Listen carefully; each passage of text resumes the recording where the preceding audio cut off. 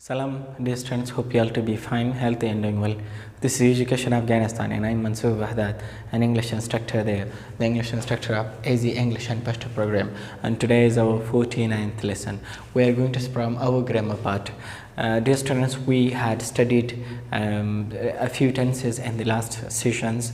We had studied present tenses, past tenses, the categories and present tenses and past tenses they are done, and we studied them all. Today is the turn of the first tense and future category, that is simple future tense. دوستان تاسو ټول ته خلاص وایم هلمند مخ اوسېږي.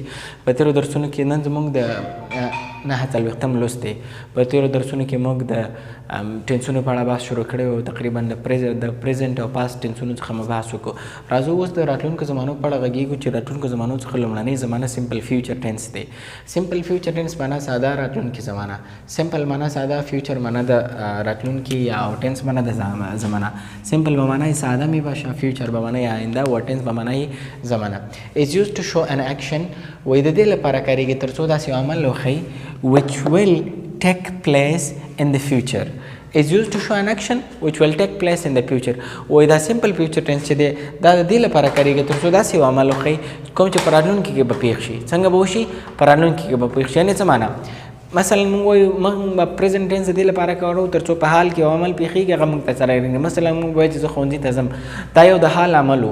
تېره زمانه هم د دې لپاره کارولی چې داسې عمل موږ ته وښیي چې هغه په تېر کې پیښیږي. مثلا آی وینټ ټو سکول، لکه زه ښوونځي ته لاړم، دا په تېر کې پیښېدو. اوس راتلونکې زمانه داسې ده چې داسې عمل موږ ته ښیي چې په راتلونکي کې به پیښ شي. یعنې تر اوسه نه دی پیښ شوی او نه به پیښ شوی و. په راتلونکي کې هغې په اړه موږ غږېږو چې دغه عمل به څنګه شي پیښ شي. مثلا وایو زه به سبا ښوونځي ته لاړ شم. څنګه؟ زه به سبا ښوونځي ته لاړ شم. دغه تګ چې دی دا به سبا پیښیږي. نو دغه وجه نه دغه فیوچر دی. سمپل فیوچر ټنسز ټول فیوچر ټنسونه دغه شان د عمل ښیي چې راتلونکي کې څرګندېږي، مګر سمپل فیوچر ټنس داسې عمل ښیي چې په راتلونکي کې یعنې جریان د عمل نه ښیي، تکامل د عمل نه ښیي، فقط راتلونکي د عمل ښېدا موږ ته څرګندوي. is used to show an action which will take place in the future.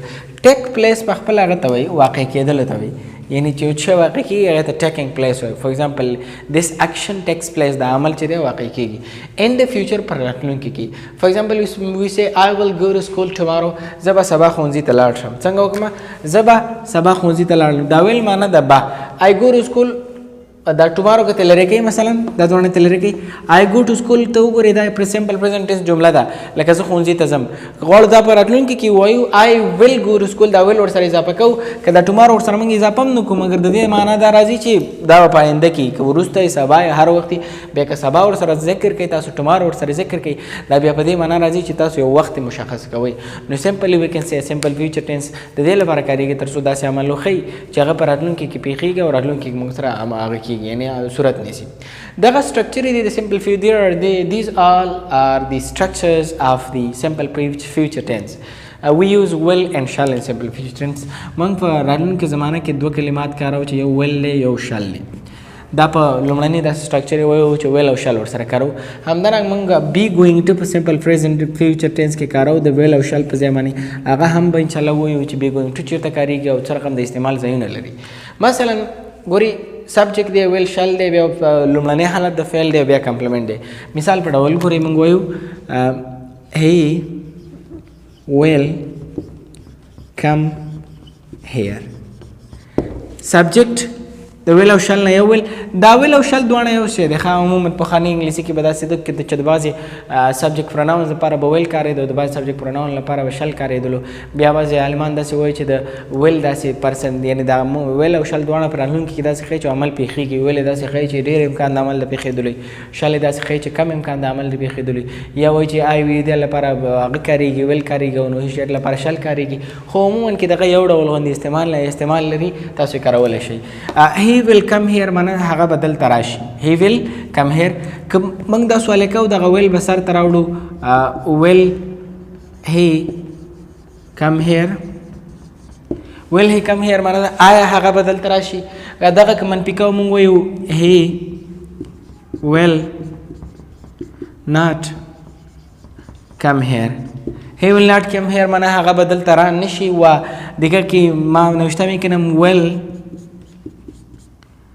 he not come هیر ای جمله منفی سوالیه ایشان است چیست منفی سوالیه ایشان یعنی آیا هغه بدل ترا نشي دغه لومړنۍ جمله د معنا هغه بدل ترا شي دویمه جمله د آیا هغه بدل ترا شي دریمه جمله د هغه بدل ترا نشي او څلورمه جمله د آیا هغه بدل ترا نشي دغه څلور سټرکچر د سمپل فیوچر ټینس لپاره په ساده حالت کې چې لمون سمپل فیوچر ټینس کارو د لومړنۍ یوزیج مطابق باندې تاسو څنګه وکتل نو دغه سټرکچر موږ د سمپل فیوچر ټینس لپاره کارو دویم دغه د سمپل فیوچر ټینس لپاره چې موږ ځینې سټرکچر نور کارو چې هغه د ایزما دغه ویل په ځای باندې موږ بی ګوینګ ټو کارو څنګه کارو بی ګوینګ ټو کارو لکه څه معنا مثال په ډول subject be going to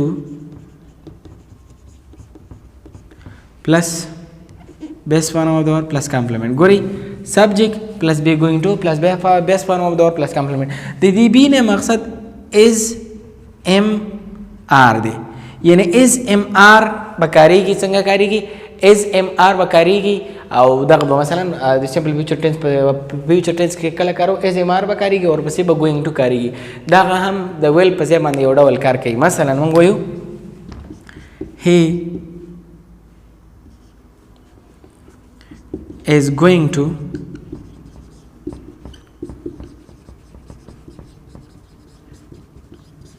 he is going to teach English معنا هغه به انګلیسي تدریس کی is going to چې دی دا عموما دغه د be going to په ځای باندې راغلی چې د be going to داسې معنا رلی لکول be معنا د is am are تاسو په دې باندې پوهیږئ چې کوم فاعل لپاره is راوړئ کوم فاعل لپاره are راوړئ کوم فاعل لپاره am راوړئ ګورئ he is going to teach English هغه به انګلیسي تدریس کی دغه جمله او دا جمله چې کوم ده دا بیخي یوه معنا لري he will teach English خو د دغه بی ګوینګ ټو پرسنټیج چې دی نه د عمل د واقع کېدو پرسنټیج چې دی د دغه ویل نه څنګه دی د دغه په پرتله باندې زیات دی که دا جمله سوالیه که وګورئ دا ډېره اسانه ده همدغه ازمار ورپکې کارېږي که نه دا ازمار د جملې سر ته راوړه دغه جمله سوالیه کېږي یا د دغې نه وروسته ناټ راوړه دغه جمله څنګه کېږي منفي کېږي خو په ټوله کې موږ ویلی شو چې دغه سمپل فیوچر ټینس چې دی داسې عمل ښایي چې په راتلونکي کې مثلا صورت نیسي دغه لپاره موږ سټرکچرونه وویل چې ویل او شل موږ په راتلونکي په سمپل فیوچر ټینس کې کاروو تر څو موږ ته راتلونکي عمل وښیي مثلا آی ګو ټو سکول دی که نه موږ وایو آی ویل ګو ټو سکول دغه سوالیه که ویل جملې سر ته راوړو ویل نه وروسته ناټ راوړو سوالیه منفي په همدغه شکل باندې جوړو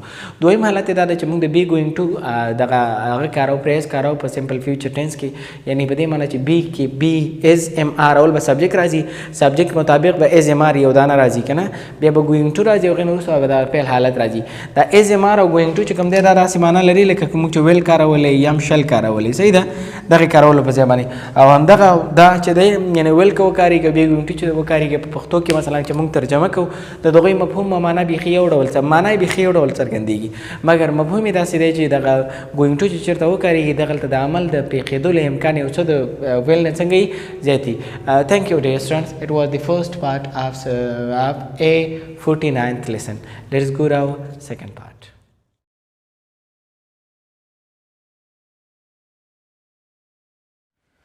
coming to words follow me handle handle handsome handsome harbor harbor hard hard headline headline healthy healthy heavy heavy height height handle handsome harbor hard headline healthy heavy and height handle manada last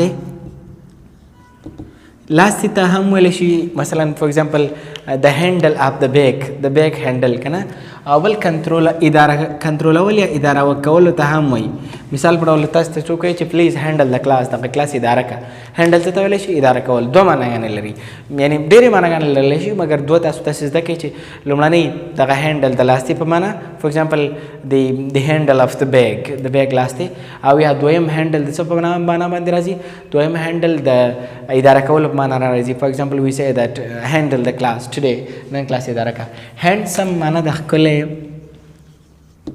or we can say مقبول چیزی که مقبول می باشه for example he is really handsome او خیلی مقبول است واقعا مقبول است harbor معنا د بندر for example د چابهار harbor د چابهار بندر hard معنا د سخت کلک دغه ته hard ویلی شي for example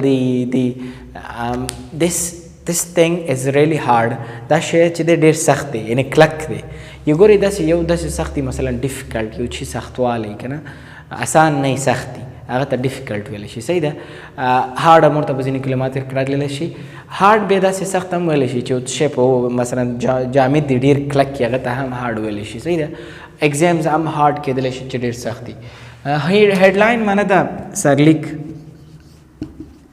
for example the headlines of the newspapers د اخبارونو سرلیکونه چې په هغه کې عنوانونه لیکل شوي healthy معنا ده صحتمند څه معنا ده صحتمند for example I'm really healthy ما واقعا صحتمند هستم چی هستم صحتمند heavy معنا ده دروند څه معنا ده دروند یک درنگ ګرنګ ورته وایي په دري کې دروند height معنا ده لوړوالی څه معنا لوړوالی for example someone is asking you that what is your height ستا قد څومره دی لوړوالی ته څومره دی for example you say that I am 175 زه 175 centimeter یم thank you dear students it was the second part of A-49th lesson let's go to our last part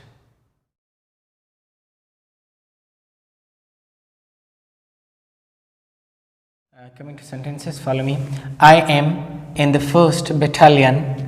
I am in the 1st battalion.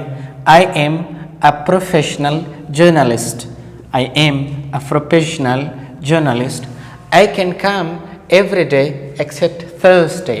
I can come every day except Thursday. I can't recall what has happened there. I can't recall what has happened there. I have personal hostility. I have personal hostility. I'm in the 1st battalion معنا د زه په لومړني کنډک کې یم عموما دغه نظامي کلمات چې لکه کنډک او ټولۍ او دا شیان چې کنډک ته بیا بټالین ویلی شي چې ورته ویلی شي بټالین I am in the 1st battalion زه په لومړني کنډک کې یم he is in the 2nd battalion هغه په دویمي کنډک کې دی همداسې نور تاسو ویلی شي I am a professional journalist ما یک ژورنالیست مسلکی هستم پروفیشنل چی معنی مسلکی و جورنالیست خودش به جورنالیست معنی جورنالیست میه I am a professional journalist زه یو مسلکی جورنالیست I can come every day except Thursday I can come every day except Thursday زه هر ورځ راتللی شم پرته له Thursday د ورځې څخه یعنی پنجشنبې له ورځې نه یعنی any day معنی هر ورځ دلته په دې جمله کې د any day معنی هر کوم ورځ چې راتللی شم except معنی د پرته له چې معنی بغیر از Thursday ما هر روز را آماده میتونم بغیر از چی روز پنجشنبه I can't recall what has happened there زمانه په یادېږي چې دلته څه پیښ شو څنګه ریکال په یادېدلو ته وایي یعنې ذهن ته راوړلو ته وایي زمانه په یادېږي چې څه پیښ شوي دي دلته I can't recall what has happened there دلته چې څه پیښ شوي دي زمانه په یادېږي I have personal hostility ما یک دشمنی شخصی را دارم زه یو شخصی دشمنی لرم personal شخصی ته ویلی شي او hostility څه ته ویلی شي دشمنی ته ویلی شي so today these 5 for today's the sentences are 49th lesson thank you dear students it was our today's lesson if there is any question or any suggestion you can leave it in comment box or if you are our CBC student let's discuss it there now recommend you to Allah have good great and happy time